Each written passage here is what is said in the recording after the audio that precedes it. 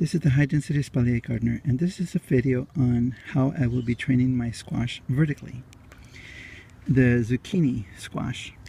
Some squash grows on vines, and I will be showing a video on what I'm doing to train the vines for my butternut squash and my pumpkins. But some squash, like zucchini, grow on something that ends up looking like a bush. It doesn't grow on a vine.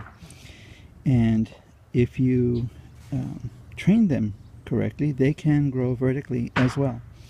But it ends up looking like a small palm tree, because it grows out on a stem that just lays down as it grows horizontally, and the leaves and the flowers all come out, and it's a big bushy thing.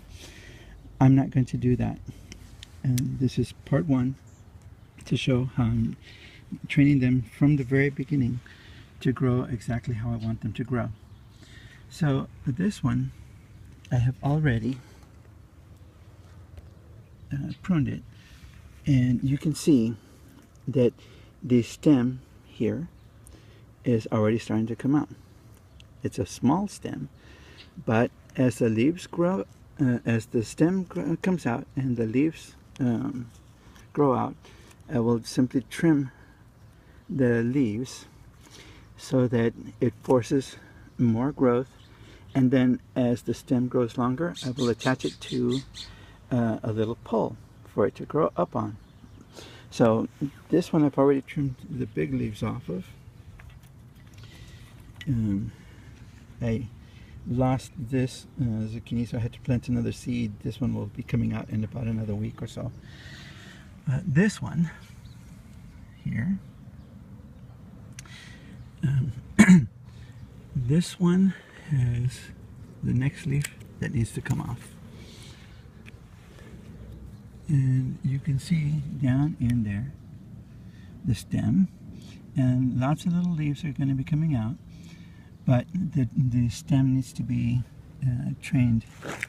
So I'm getting rid of this leaf and this leaf,